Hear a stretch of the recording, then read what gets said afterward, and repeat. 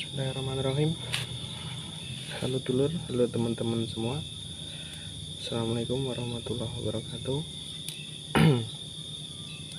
Jumpa lagi bersama channel YouTube Bakso Bakar Racing. Apa kabar lur hari ini? Hari ini sengaja kita bikin kontennya malam, soalnya siang hari itu terlalu padat kerjaan, jadi nggak bisa fokus.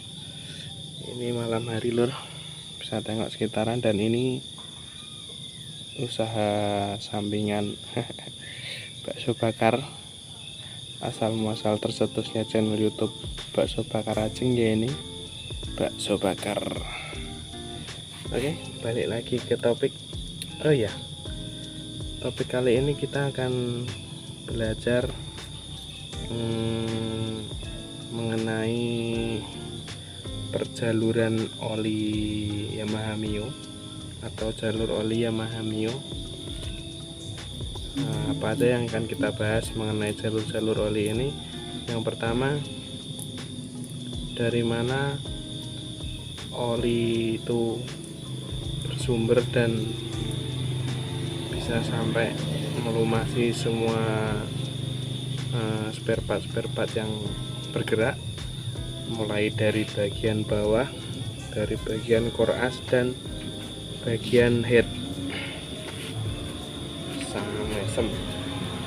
Oke. Yang pertama akan kita bahas nanti ini kenapa jalur oli itu bisa tersumbat dan apa akibatnya jika itu tersumbat. Ini lor, yang pertama akan kita ketahui itu dari mana sumber oli itu berjalan dari titik awal sampai ke spare part yang harus dilumasi. Oke.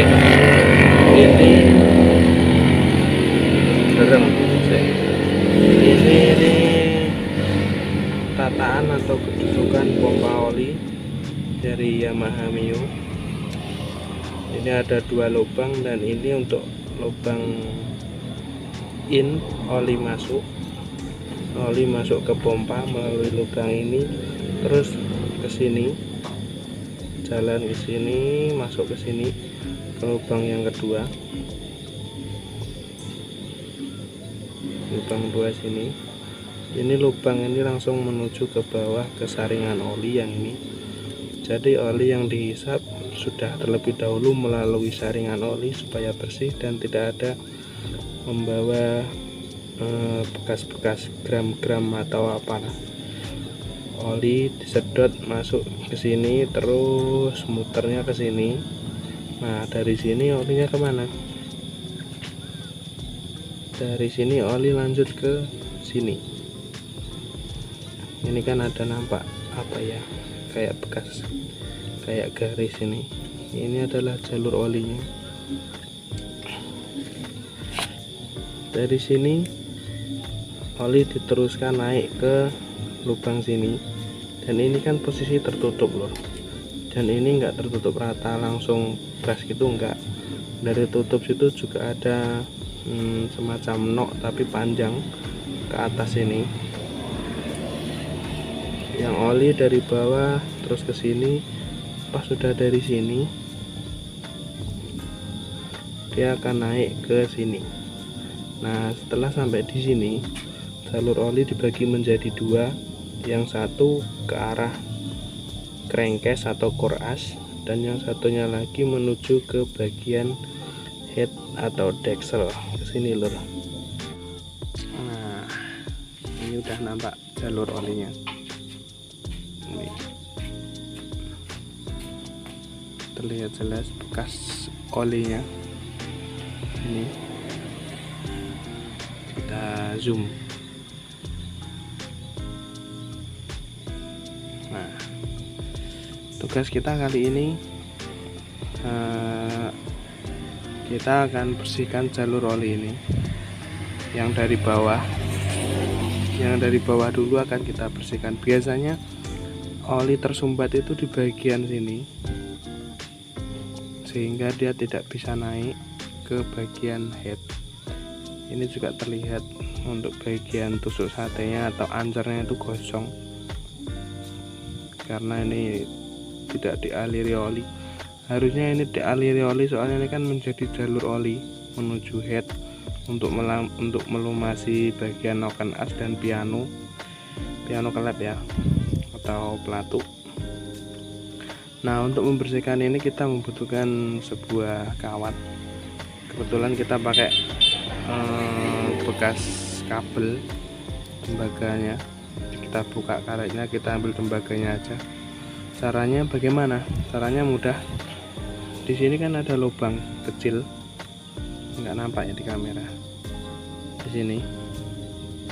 Nah, kita cokrok-cokrok gini saja. Kita tusuk-tusuk saja dulu.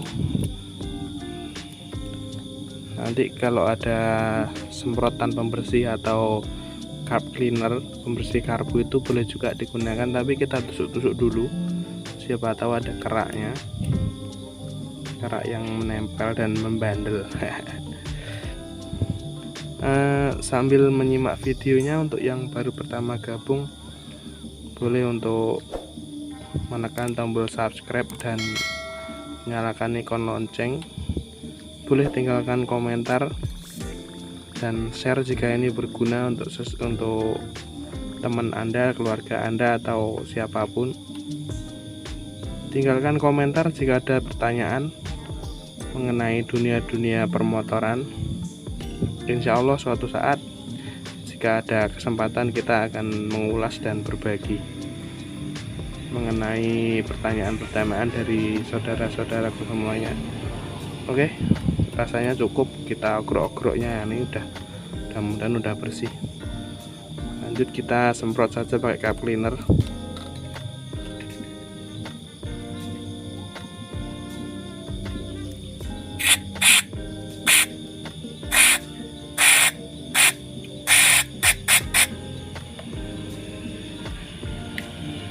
Kelihatan nggak lur, ada cairan hitam tadi yang keluar ketika saya semprotkan ini ke jalur olinya. Tuh, kalau dari sini tuh kelihatan jelas, soalnya ini kamera cuma kamera handphone. Tuh, mudah-mudahan terlihat lur. Lanjut kita semprot dari bagian sini.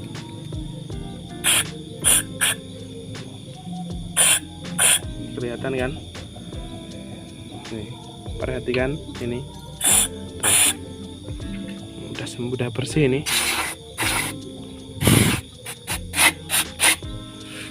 Mudah-mudahan udah lancar. Selain dari ini, tanpa kita bongkar pun sebenarnya kita bisa mengecek tekanan atau tembakan oli itu sampai di mana. Sebentar, saya ambilkan headnya dulu. Ini headnya, posisi head seperti ini, dan baut ancer tadi sebelah sini untuk jalur oli. Saudara-saudara atau dulur-dulur tuh bisa lihat baut 10 ini. Ini cara termudah untuk mengecek tembakan oli apakah sampai di bagian deksel atau tidak. Dulur-dulur tinggal hidupin motornya, terus buka baut 10 ini. Tuh, mana sih ini baut 10 ini? Nggak nampak sih, nggak nampak lur.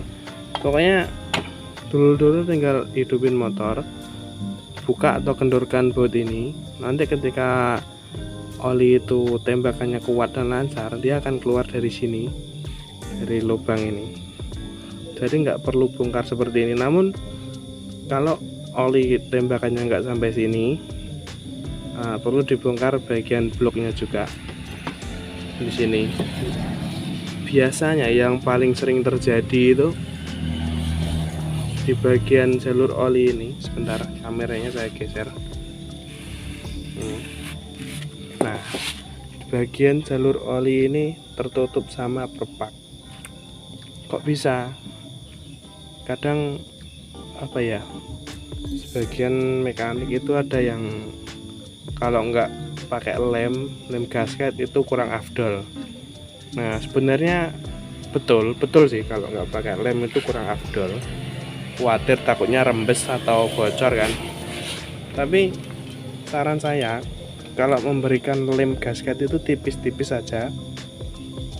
Nanti ketika blok itu dipasang, head dipasang, ketika bodi dikencengin, posisi lem itu tidak meletet. Apa ya, kan lem itu kan bentar. Nah, misalkan gini, ini saya kasih lem tebel gitu kan misalnya, terus tangan yang kanan itu saya tempelkan gini, terus saya tekan. Nah, dia akan kegencet, nanti akan keluar ke sini, paham kan? Gini. Nah kalau kita kasih lem di bagian gasket sini, terus kita pasang blok, otomatis lemnya akan kegencet dan keluar. Nah kalau pemberian lemnya itu pemakaian lemnya terlalu banyak, dia akan meletet dan masuk ke jalur oli ini. Nah jika jumlah lem gasketnya itu banyak, jalur oli ini akan kebanjiran lem dan tertutup, dan oli nggak bisa naik ke bagian deksel, dan itu sangat beresiko. Kenapa beresiko? Soalnya noken as atau as klep di bagian head itu kan berputar, dia harus selalu dilumasi dengan oli. Ini noken as berputar, terus ini pelatuk, soalnya ada bergesekan gini, bergesekan antara pelatuk klep sama as klep. Nah jika as klep ini tidak ada pelumasan, maka dia akan menjadi aus, dan aus lama-lama tergerus dan habis. Nah akibatnya apa? Suara mesin jadi kasar, tenaganya hilang, terus dia lebih mudah cepat panas. Ya pokoknya gak enak motor itu dinaikin lagi. Nah terus bagaimana cara mengatasi supaya hal itu tidak terjadi? Sebenarnya mudah. Kalau menurut saya sih, pengalaman saya, untuk motor-motor sejenis Mio yang terhitung tahun-tahun muda kan, kita bisa tengok bagian apa ini, bagian kerengkesnya ini kan masih halus ini loh, belum ada cacat. Jadi ketika kita merakit blok dan head itu nggak perlu menggunakan lem, cukup pakai perpak baru aja. Sebelum kita pasang perpak baru, kita bersihin dulu bekas-bekas perpak yang lama. Mungkin ada bekas-bekas lem yang nempel, bekas-bekas perpak yang putus, itu kan biasanya nempel dan susah dibersihin. Nah saran saya lebih baik bersihin itu sebersih-bersihnya, gunakan amplas ukuran 600 atau 1000 udah jadilah. Kita bersihin terus kita haluskan lagi. Dan untuk pemasangannya, sekali lagi kita akan tengok posisi crankcase ini, posisi yang tertutup sama perpak. Kalau masih halus kita nggak perlu pakai lem, tapi kalau ada cacat, misalnya bekas dipukul atau kepukul gitu, boleh pakai lem. Tapi perhatikan pemakaiannya, seperti yang saya bilang tadi, jangan terlalu tebal, nanti meletet dan menutup jalur oli. Sebenarnya kejadian-kejadian ini bukan hanya untuk motor matic, semua jenis motor sama, cuman yang lebih rentan itu ya seperti ini, motor-motor yang jalur olinya itu sangat tipis seperti ini. Oke lur, bisa dimengerti? Ini tadi udah kita cek jalur olinya dan lancar. Terus nanti untuk perakitannya nggak usah saya rekam, soalnya kita cuma membahas bagian jalur oli saja. Udah kita tes untuk jalur oli yang masuk ke bagian head udah lancar. Untuk yang ke bawah lagi kita akan tes lagi. Ini kita zoom dulu. Kita akan semprotkan cairan car cleaner tadi ke sini. jalur oli yang ini, lubang ini dia akan menuju ke sini. Kita semprot dulu di sini. Nanti di sini akan keluar cairan hitam atau bekas-bekas sisa oli. Tuh. Kelihatan, Lur? Tuh. Udah bersih kan, Lur? Sebaiknya kita semprot pakai kompresor supaya biar benar-benar bersih, soalnya kompresor kan tembakannya juga kuat. Oke, Lur. Sekian dulu video pembahasan jalur oli kita. Jika ada pertanyaan, komentar atau saran, silakan tinggalkan di kolom komentar saja. Nanti akan kita ulas satu persatu, akan kita balas. Dan kali ini cukup video sampai di sini aja. Mudah-mudahan berguna dan bermanfaat untuk dulur-dulur semua yang pernah atau lagi mengalami kondisi seperti ini, dan mudah-mudahan motornya kembali sehat dan bisa untuk bekerja mencari nafkah. Oke, terima kasih yang sudah bergabung sampai akhir, dan saya ucapkan terima kasih dan terima kasih. Oke, Lur, cukup ya. Assalamualaikum warahmatullahi wabarakatuh. Jangan lupa like, komen, subscribe, dan share ke teman-teman terdekat Anda. Terima kasih.